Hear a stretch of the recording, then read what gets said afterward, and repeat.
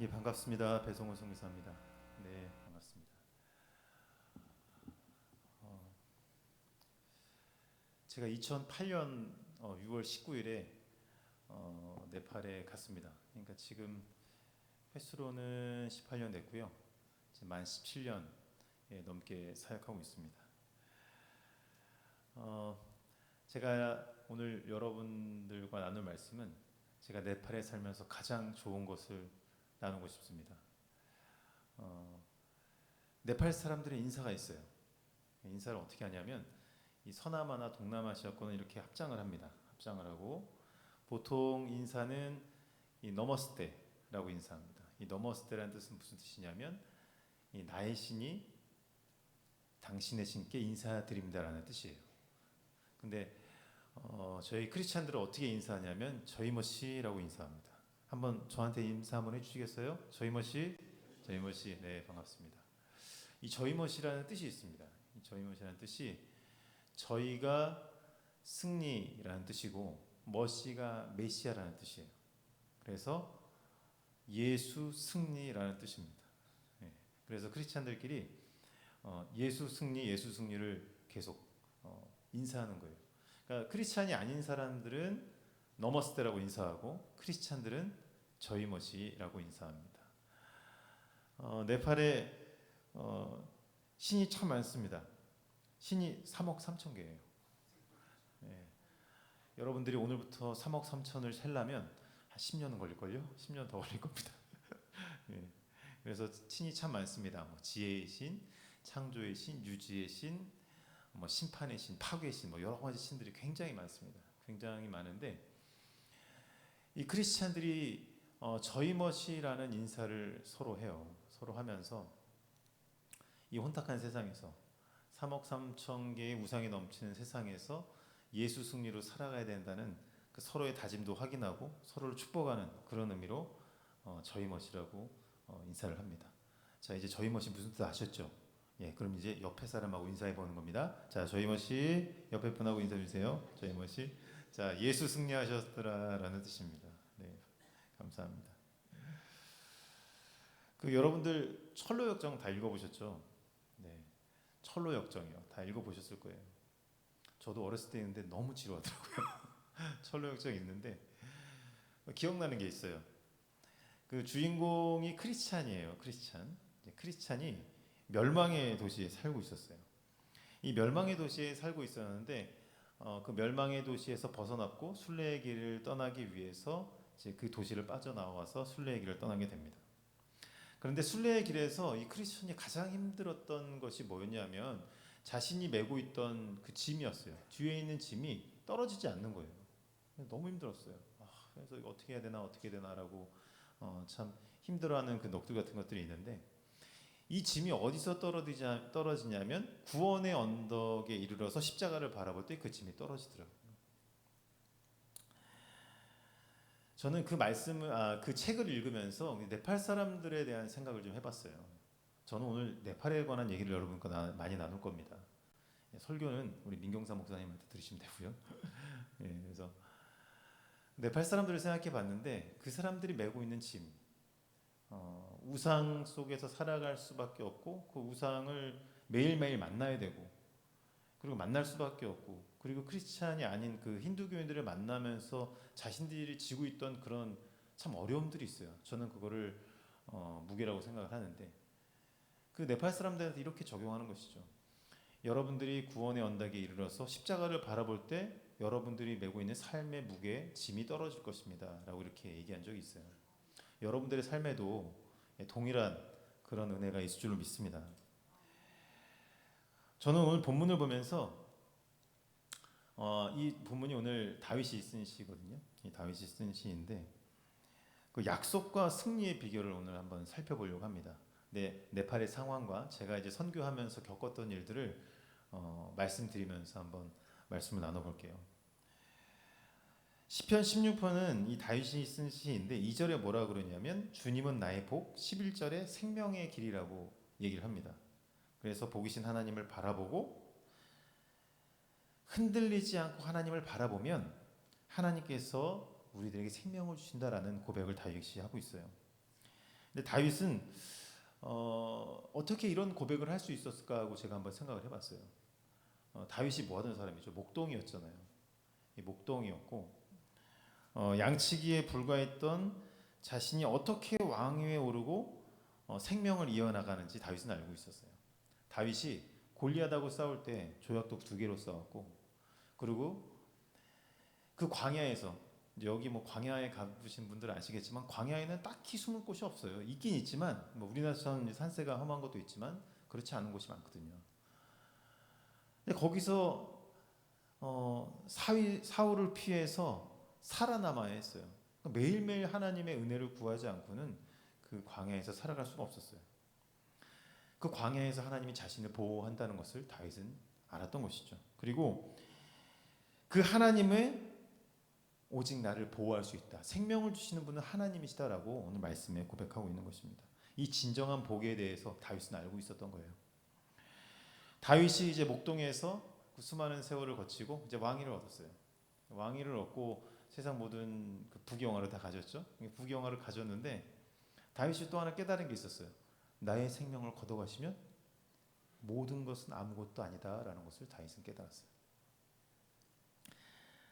세상 모든 부귀영화, 물질, 명예, 이런 모든 것들이 하나님 앞에서는 아무것도 아니다라는 것은 다윗은 알았던 것이죠. 다윗은 수많은 전쟁과 생명의 위협, 그리고 자신이 목동에서 왕위에 오르는 그 과정에서 딱 하나 알았어요. 하나님께서 나와 함께 하시면 나의 길은 평탄할 것이고, 하나님께서 나와 함께 하지 않으시면 나는 아무것도 아니다라는 것은 다윗이 알았던 것이죠. 2절에 내가 여호와께 아뢰되 주는 나의 주님이시오니 주밖에는 나의 복이 없다 하셨나이다. 이 복에 대한 원어를 보면 이런 뜻이랍니다. 하나님 외에는 어떤 선도 없습니다. 그리고 하나님 외에는 어떤 좋은 것도 없습니다라는 뜻이라고 해요. 저는 이 말씀을 네팔 사람들한테 적용하고 싶어요. 저희머시 예수 승리를 외치는 이들의 삶 속에 예수님이 나의 삶의 복이고 예수님이 나의 삶의 인도자고 생명인 것을 고백하는 것이죠. 그래서 그 수많은 우상 속에서 마치 네팔 사람들이 심폐소생술을 하면서 살아가는 게 뭐다? 저는 예수 승리를 외치는 그들의 인사 안에 비결이 있다라고 보는 겁니다. 3억 3천 개의 그 신, 이제 뭐 보이진 않죠. 그렇지만 삶 속에서 묻어나는 것이 있습니다. 힌두교의 그 정치, 그 맨 위에 정치하는 사람들은 다 힌두교인이에요. 그러니까 공무원이 되는 것도, 그리고 공무원이 돼서 승진하는 것도 크리스찬이면 피해를 입게 됩니다. 그런 세상 속에서 크리스찬들이 살아가는 게 얼마나 어렵겠어요. 그러니까 네팔 사람들이 거의 다 요즘은 이 이주 노동자로 다 나갑니다. 이주 노동자로 나가서 하루에 2,000명씩 이주 노동자가 나가요. 2,000명씩 나가면 엄청난 인구가 나가는 겁니다. 제가 이제 어떤 사역을 하냐면, 제가 주요 사역이 3개입니다. 하나는 카페를 하고, 첫 번째는 카페 사역. 왜 카페를 하냐? 카페를 하고 싶어서 하는 게 아니에요. 비자가 안 돼요. 종교 비자를 안 줘요. 힌두교 왕국이었어요, 네팔은 2006년까지. 그러니까 선교사들은 즉 발견되고 선교사들하면 추방하기 때문에 저는 거기서 카페를 하면서 카페 사장으로 살아가는 거예요. 그래서 카페를 열심히 합니다. 저희 직원 5명 있는데 직원 5명이 월급을 주고 월세 80만 원을 내고 유지하기 위해서 한 달에 돈 열심히 벌어야 돼요. 그래야 월세 내고 저희 직원들 월급 주고 그렇게 살아갑니다. 그래서 카페 해야 됩니다. 카페는 비자 때문에 해야 돼요. 어쩔 수 없이. 두 번째는 현지 교회와 동역해서 사역합니다. 제자 훈련 시키고 같이 전도하고 교회 개척하고. 마지막은 학교 사역이에요. 제가 파송이 종교교회 파송이에요. 종로지방 종교교회 파송인데 거기서 학교를 세워서 이제 학교를 이제 관리하다가 지금 문제가 있어서 지금 잠깐 학교에서 떠나 있는 상태입니다. 이 세 개의 사역을 하면서 늘 느끼는 것이 있어요. 크리스찬들은 네팔 사회에서 여전히 약자고 약자 중에서 약자로 살아갈 수밖에 없다는 것을 제가 늘 살면서 느낍니다. 왜냐하면 80%, 85%가 힌두교, 그리고 10%가 불교, 5% 안에 뭐 무슬림들 그리고 힌두교인들, 기독교인들 이렇게 포함되어 있거든요. 그러니까 한 2.4% 정도가 기독교인들인데 여전히 약자로 살아갈 수밖에 없고 공무원이 되는 것도 쉽지 않고 최근에는 종교 개종 금지법을 만들어서 기독교로 이 종교를 바꾸는 것도 쉽지 않고 참 여러 가지 어려운 제약 속에서 살아가는 것이 네팔입니다. 네팔에 제가 신이 3억 3천 개 있다고 말씀드렸잖아요. 이제 우리 목사님 민경사 목사님은 네팔에 자주 오셔서 이제 아실 거예요. 예. 거리를 걷다 보면 한 100걸음도 안 걸으면 우상이 있습니다. 여러분들 네팔 인도 가보신 분 계세요? 난 인도에 가봤다. 예. 그러면 네팔도 당연히 안 오셨을 거예요. 그럼 요즘에 TV 보면은 네팔 참 많이 나오죠. 많이 나올 거예요. 근데 자세히 보시면 우상이 정말 많아요. 그러니까 제가 예를 들면 관원상제, 이 관원상제가 우상하고 연결되어 있어요. 딱 붙어 있고, 그 다음에 내가 죽는 날, 내가 태어나는 날, 내 이름, 내 결혼하는 날, 모든 것이 다 우상하고 결합되어 있습니다. 그러다 보니까 마치 문화하고 종교하고 그리고 삶이 딱 붙어 있어요. 그러니까 이 종교가 지대한 영향을 삶에 끼치는 거죠. 너무나 이 네팔 사람들은 힘들게 살아가는 겁니다. 그래서 집에 가보면 집에 아예 산당 모시는 그 뿌자방이라는 게 있어요. 이제 거기 가서 자기가 모시는 신에다가 이렇게 태우고 향을 하나 태우고 아침에 이렇게 나갑니다. 그런 상황 속에서 네팔 크리스찬들이 어떻게 살아가야 될까요? 예. 저희 멋이 하면서 살아갈 수밖에 없어요. 난 오직 예수님께 소망이 있다는 것을 계속해서 고백하는 것이죠. 4절에 보면 다른 신의 제물을 드리고 피제사를 드리기에 오직 나의 복이 근원이신 하나님께 소망을 두고 살아가야 된다고 다윗은 고백하고 있습니다. 지금 네팔이 세계에서 가장 빠르게 기독교 인구가 증가하는 곳이에요. 이거는 세계에서 조사한 미국 어떤 기관에서 조사한 결과인데 지금 네팔의 인구가 2,900만 명이에요. 2,970만 명인가 그 정도 됩니다. 2021년에 인구 조사를 했으니까요. 근데 거기서 몇 퍼센트가 기독교 인구냐면 2.4%가 기독교 인구예요. 그거를 딱 나누면 67만 명이 기독교 인구입니다. 예, 굉장히 놀라운 숫자예요. 1952년에 네팔에 기독교가 들어왔는데 그때까지만 해도 공식적인 기독교 인구는 0이었어요. 빵. 예. 그리고 1980년대, 90년대 지날 때까지만 하더라도 진짜 기독교 인구가 미미했어요. 미미했는데 지금 67만 명이 됐다는 거는 정말 어마어마한 숫자입니다. 그리고 그 중에서 한국 선교사들의 숫자가 가장 많고 그 한국 선교사들이 정말 공격적으로 선교를 하고 있다는 사실입니다. 이렇게 기독교 인구가 1950년에는 빵이었다가 세월이 지나면서 계속 기독교 인구가 늘어가니까 네팔 정부에서 어떤 걸 했냐면 종교 개종 금지법을 만들었어요. 그게 2018년 7월이었습니다. 이제 목사님 임경사 목사님 알고 계신데 2018년 7월에 종교 개종 금지법을 만들어서 기독교를 개종하기 못하게 하는 거예요. 왜냐하면 하도 많은 사람이 기독교를 개종하니까. 또 하나의 영향은 안상홍이나 신천지도 들어와서 엄청 열심히 전도해요. 그러니까 여튼 기독교 인구가 그 사람들은 안상홍하고 신천지가 구별을 못하잖아요. 그냥 기독교 인구가 늘어갔다라고 생각하는 거죠. 예. 근데 기독교 인구가 계속 늘어가니까 힌두교에 있는 관료들이 이러다가 이거 나라가 통째로 기독교인이 되겠다 싶어서 한 게 종교 개종 금지법이에요. 이 종교 개종 금지법의 주요 내용은 뭐냐면 타인에 의해서 전도를 당해서 개종을 할 수가 없는 거예요. 그러니까 법대로 의하면 옛날에 요셉처럼 꿈에서 하나님을 만나서 전도사 바꾸는 수밖에 없는 거예요. 종교를. 그러니까 어떻게 하냐면 저희 선교사들은 직접 전도하지 않고 저희가 사역하는 교회에 가서 목사님을 통해서 교인들을 통해서 전도하는 겁니다.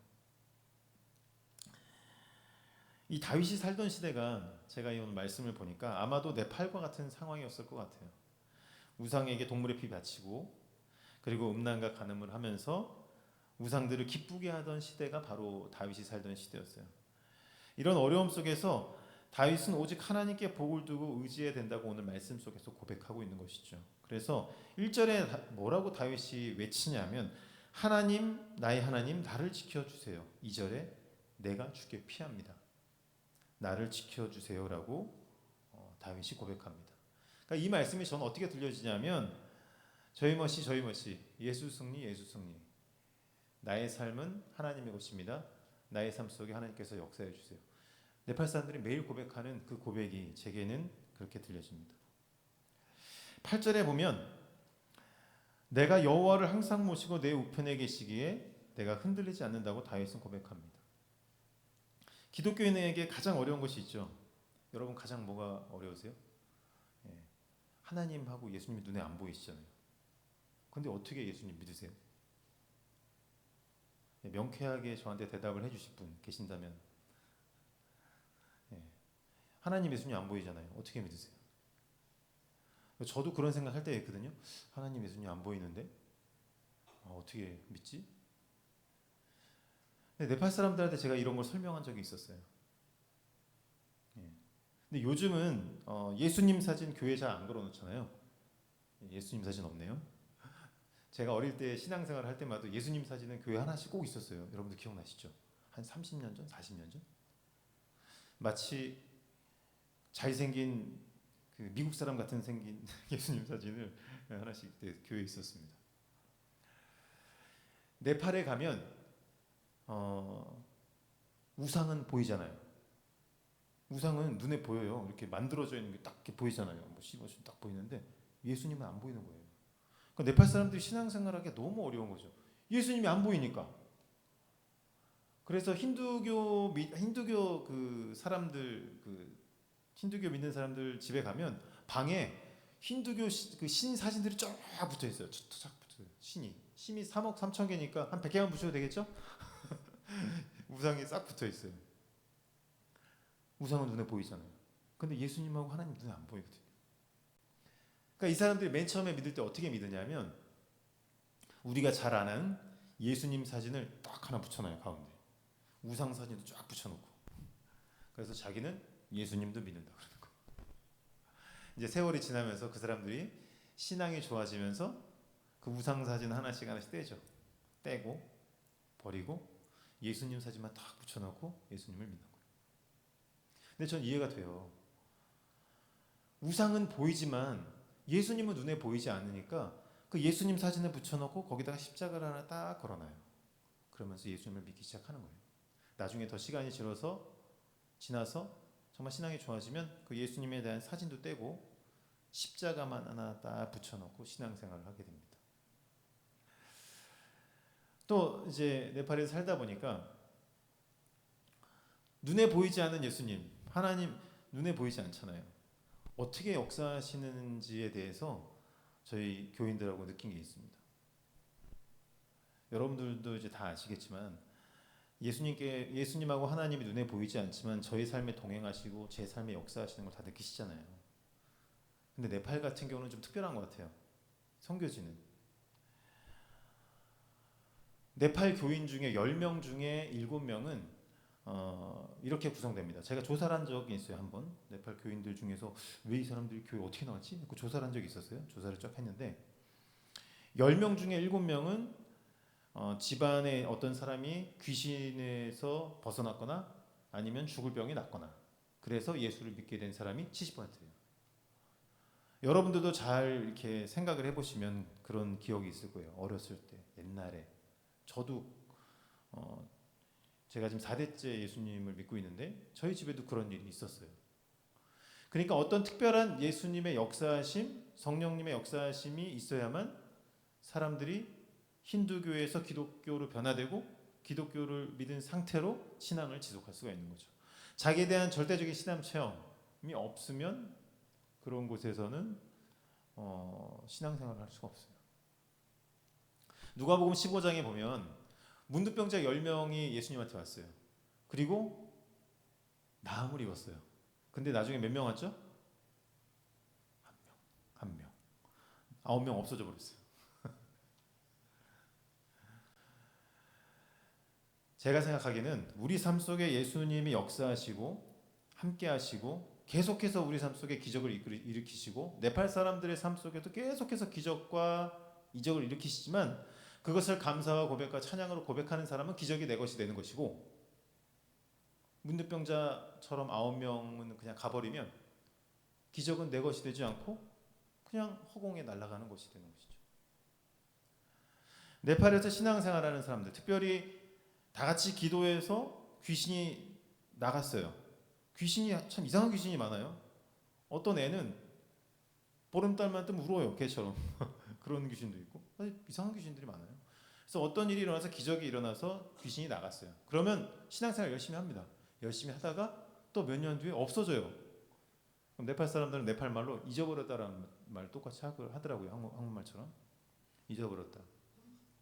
근데 그 사람들 보면 계속적인 자기 삶의 신앙 고백이 없기 때문에 신앙을 떠나게 되는 것이죠. 우리보다 더 신앙을 유지하기도 어렵고 지켜가기도 어려워요.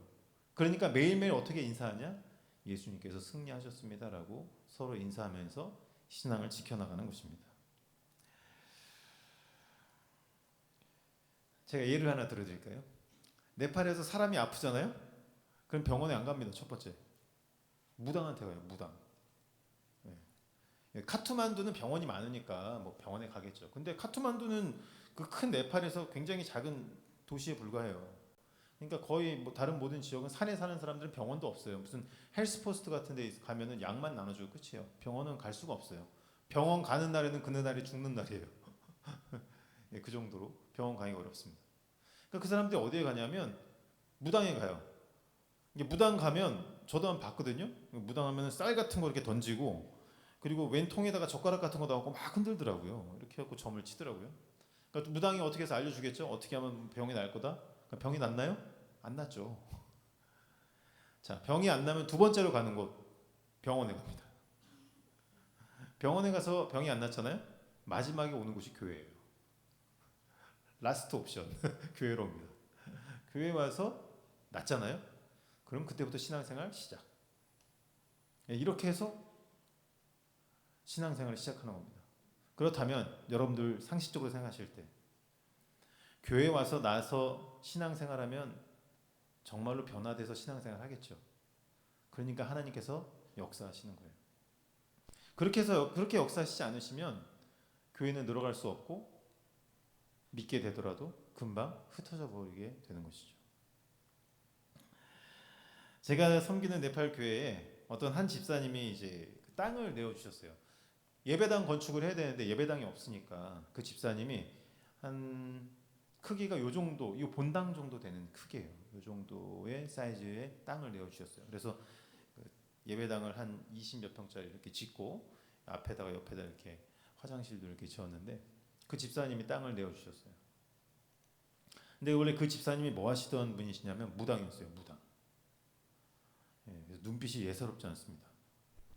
가끔씩 저를 쳐다보는데 이렇게 쳐다보면 무서워요. 요즘은 인상이 좋아지셨는데 눈도 이렇게 올라갔어요. 남자분인데 키가 크고 높은 계급이에요. 네팔에 주로 높은 계급들이 그런 거 많이 합니다. 네팔에 있는 무당들도 칼에서 다 뛰어요. 예. 이쪽에 종사하시는 분들은 주로 다 비슷하신 것 같아요. 어떻게 뭐 부적도 쓰고 쌀도 던지고 이제 주로 하시는 일이 비슷하신 것 같아요. 근데 그분이 제가 이제 훈련시켜서 이제 집사님이 되셔서 신앙생활 열심히 하시는데 그분이 이제 자신이 어떻게 무당 생활을 했고 그리고 예수님을 믿게 됐는지 저희한테 한번 간증을 하신 적이 있어요. 자기가 20년 동안 무당 생활을 했답니다. 20년 동안 무당 생활을 했는데 하루하루가 지옥이었대요. 하루하루가. 매일매일 와서 귀신이 그렇게 괴롭혔대요. 온몸이 아프고 뭐 귀신한테 이렇게 바치지 않으면 매일매일 귀신이 괴롭힌다는 거예요. 매일매일. 그래서 자신은 그냥 포기했답니다. 아, 이게 무당으로 살면은 매일매일이 지옥이고 그냥 이렇게 살아갈 수밖에 없구나. 포기한 채로 살아갔답니다. 그런데 예수님을 기적적으로 만나고 나서 그 고통이 없어졌다는 거예요. 믿으십니까? 아멘.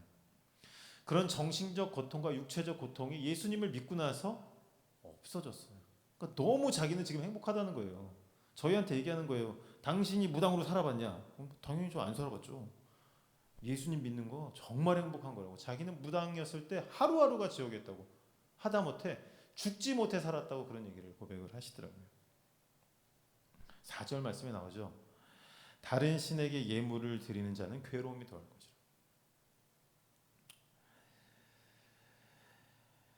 예수님을 믿게 되면 이 집사님처럼 기적적으로 치유함을 얻고 그리고 평안한 삶을 살아갈 수가 있는 것입니다. 8절 말씀에 여호와를 모시고 내 우편에 계심을 믿고 내가 흔들리지 않는 삶을 사는 것은 예수님을 믿고 주로 고백하는 것이다. 그렇지 않으면 우리들이 예수 승리를 외치면서 예수님을 고백하지 않으면 네팔 사람들이 그런 하나님의 역사 가운데 살아갈 수가 없는 것이죠. 그래서 우리는 오늘도 내일도 네팔 사람들처럼 똑같이 예수 승리를 고백하면서 살아가야 되는 줄로 믿습니다. 자, 9절에 이러므로 나의 마음이 기쁘고 영도 즐거워하고 내 육체가 안전히 살 수 있습니다. 예수님께서 내 삶을 승리케 하시면 내 마음이 기쁘고 내 영도 즐겁고 그리고 내 육체는 안전하게 살 수 있게 됩니다. 저는 모세를 정말 위대한 지도자라고 생각했어요. 근데 어느 날 성경을 이렇게 읽어보니까 좀 뭔가 좀 다른 점을 발견했어요. 모세를 보면 늘 승리하는 삶을 살지는 못했어요. 이 왕자로 살면서 정말로 부귀로운 삶을 부귀영화로 누리면서 살았지만 자신의 동족이 맞는 걸 보고 구해줌으로 인해서 모세가 완전히 광야에서 살아갈 수밖에 없었거든요. 모세가 그냥 철저하게 그냥 실패자처럼 그 양을 치고 살았어요. 양도 자기 거 아니잖아요. 이드로 자기 장인 양을 치며 살았어요. 그런데 야곱을 보면 야곱은 20년 동안 그 라반의 집에서 일했잖아요. 야곱이 나올 때 보면 엄청난 거부가 되었다고 성경에 딱 써져 있어요. 몇 마리 딱 써져 있어요. 근데 모세는 그런 게 없어요. 그러니까 40년 동안 장인 양을 그냥 생각 없이 친 거예요. 아유, 그냥 나는 실패자로 살아야겠다. 나는 이제 내 생애는 끝났나 보다 하고 그냥 실패자처럼 살아갔던 거예요. 그냥 양을 치면서 오늘이나 내일이나 모레나 난 똑같다. 난 그냥 이렇게 살아갈란다. 그런데 하나님께서 어떻게 하셨죠? 모세를 만나주시고 실패자였던 모세를 극적으로 다시 리더로 만들어주시고 하나님의 도구로 리더로 그리고 애굽을 출애굽하는 리더로 삼아주셨어요. 사랑하는 성도 여러분, 여러분 지금 어려운 상황에 계시다면 예수님께서 승리하신다는 고백을 꼭 하셔야 됩니다. 저는 매일 합니다. 제가 하루에 제이머시를 한 20번은 들을걸요. 제가 카페를 딱 가면 카페 직원 5명이 저한테 제이머시라고 인사합니다. 그리고 목회자가 오면 목회자하고 인사합니다. 헤어질 때 인사하고 만날 때 인사하고 기도하고 나서 인사하고 한 20번 이상 들어요.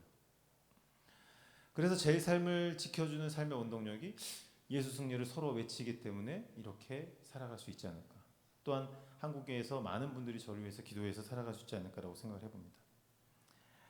하나님께서는 모세를 승리케 하신 것처럼 우리를 승리케 하실 줄 믿습니다. 아멘.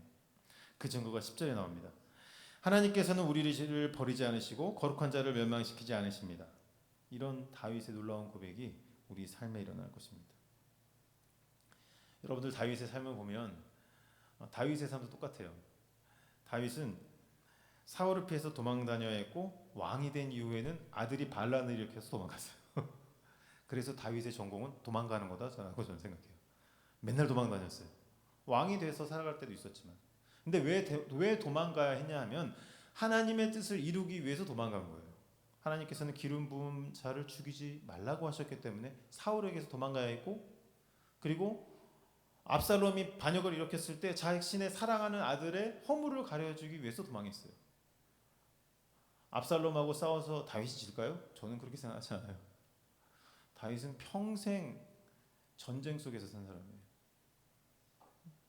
왕자와 살았던 압살롬하고 전투력이 비교가 안 되게 다윗이 세겠죠. 그렇지만 다윗은 도망갔어요. 하나님의 뜻을 이루기 위해서, 사랑하는 아들의 허물을 덮어주기 위해서 도망한 것이죠. 여러분의 삶 속에, 그리고 저희 삶 속에, 그리고 네팔 사람들의 삶 속에 우리가 세상 가운데서 살아가지만 도망가야 될 순간도 있고 싸워 이겨내야 될 순간이 있습니다. 그런 순간에 하나님께서 여러분과 함께 하셔서 예수 승리를 외치시면 그 상황 가운데서 여러분에게 지혜를 주셔서 늘 승리하는 삶을 사실 수 있게 될 줄로 믿습니다. 11절에 주께서 생명의 길을 내게 보이시리니 주의 앞에는 충만한 기쁨이 있고 주의 오른쪽에는 영원한 즐거움이 있나이다. 여러분의 삶은 안녕하십니까? 이렇게 묻고 싶습니다. 예수 승리가 우리의 삶 속에, 여러분의 삶 속에 있습니까? 저는 이게 이렇게 들려요. 네팔 사람들은 이런 질문을 하겠죠. 생명이 내 안에 있나요? 천국이 내 안에 있나요? 네팔 사람들이 질문합니다. 철로 역정에서, 제가 또 철로 역정 얘기합니다. 크리스천이, 주인공 크리스천이 길을 가고 있을 때 넓은 길을 가지 않았어요. 좁고 험한 길을 갔어요. 좁고 험한 길. 근데 왜 좁고 험한 길을 갔을까요? 그 길이 구원에 이르는 길, 진리의 길이기 때문에 좁고 험한 길을 갔겠죠. 여러분들 이제 네팔에 안 오셔서 모르시겠지만 우리 민경삼 목사님하고 저하고 10몇 년 전에 교회를 방문하기 위해서 그 좁고 험한 길을 생명을 걸고 걸었습니다. 안 걸으면 큰일 나요. 왜 걸었을까요? 그 걷고 걷는데 교회가 있으니까 걷는 거예요. 그 길을 걸어야만 교회를 갈 수 있으니까. 그래서 지금도 제 사역지를 카트만두에서 그 사역지까지 5시간 차를 타고 이동하거든요. 그 길이 맨 처음에 일본이 길을 놔주지 않았으면 저는 오토바이로 16시간씩 그 길을 갔었어요. 근데 지금은 이제 길이 뚫려져서 5시간 만에 갈 수 있어요. 얼마나 행복한지. 일본한테 이렇게 고마운 적이 없었어요, 제가. 근데 그 길을 갈 때마다 느낍니다. 말씀을 준비하면서 좁고 험한 길을 갈 때마다 이 길이 진리의 길이다. 이 길이 가면 교회가 있다. 그렇게 고백하면서 살아갑니다. 제가 맨 처음에 2008년에 이제 갔을 때 저희 애들이 25개월, 큰 딸이 25개월, 작은 딸이 8개월 때 네팔에 갔어요. 이제 지금은 큰 딸이 올해 이제 대학을 가야 되거든요. 이런 상황이 됐습니다. 근데 그 세월을 생각을 해보면 지금 생각해 보면 좀 힘들었어요. 그 세월을 어떻게 지났지라고 생각하는데 그때 당시는 힘들 줄 몰랐어요. 그때 당시는 그냥 그렇게 살아야 되고 그게 은혜였기 때문에 그 시간을 지낼 수가 있었던 것 같아요. 그렇지만 누가 딸 둘을 데리고 지금 네팔에 간다 그러면 저는 반대할 겁니다. 좀 다시 생각해 보지 않겠냐라고 얘기할 거예요. 제가 갔던 시대가 내전이 있었고 나라가 엉망진창이었어요. 여러분들 임근환 선교사님 아시죠? 모르시는 분 아시는 분 계시지만 그분이 저한테 그랬거든요. 네팔 좋다고. 갔는데 뭐가 좋아요? 갔는데 내전이 있고 막 난리가 났는데 타이어 태우고 사람들 눈 막 이러면서 길에 나가면 죽는 거예요. 집 안에 있어야 돼요. 그러면서 저한테 네팔 좋다고 그래서 제가 끌려간 거죠. 근데 그 세월을 지금 돌아봤을 때 하나님께서 제게 은혜를 부어주셨고 그때마다 이겨낼 수 있는 사람들을 붙여주셨고 승리케 하셨습니다. 근데 지금 생각해 보니까 그때도 그랬어요. 현지인들이 저를 만나면 그땐 저희 멋이가 무슨 뜻인지도 몰랐어요. 저희 멋이 저한테 인사하더라고요. 그래서 제가 지금까지 살아온 은혜는 저희 멋이다 라고 여러분들에게 말씀드리고 싶습니다. 저만 있는 그런 은혜가 아니죠. 여러분들의 삶 속에도 똑같이 저희 멋이라고 고백하시면 하나님의 놀라운 역사와 은혜가 여러분의 삶에 일어나게 될 줄로 믿습니다. 자, 오늘 말씀 정리하겠습니다.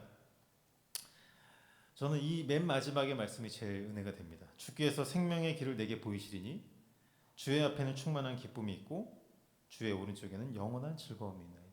이 삶이 여러분을 위로하실 것이고 또한 네팔에서 우상 가운데 살아가고 있는 그 불쌍한 영혼들을 하나님께서 지켜주실 것이고 위로해 주실 것이고 승리하게 해줄 줄로 믿습니다. 저희 멋이 저하고 다시 한번 인사하시죠. 저희 멋이 여러분의 삶에 예수님의 승리가 나타나게 될 줄로 믿습니다. 다 같이 기도하겠습니다. 거룩하신 하나님, 다윗을 지키시고 생명의 길을 주셨던 하나님, 오늘 저희에게 생명과 천국의 길을 주옵소서. 삶이 고단하고 힘들지라도 예수님이 진리이기에 우리가 그 길을 따라 걷습니다. 저희들에게 힘을 주옵소서. 그리고 견디게 도와주옵소서. 예수님의 부활을 바라보며 천국을 바라보는 저희들 되게 하옵소서. 예수님의 이름으로 기도합니다. 아멘.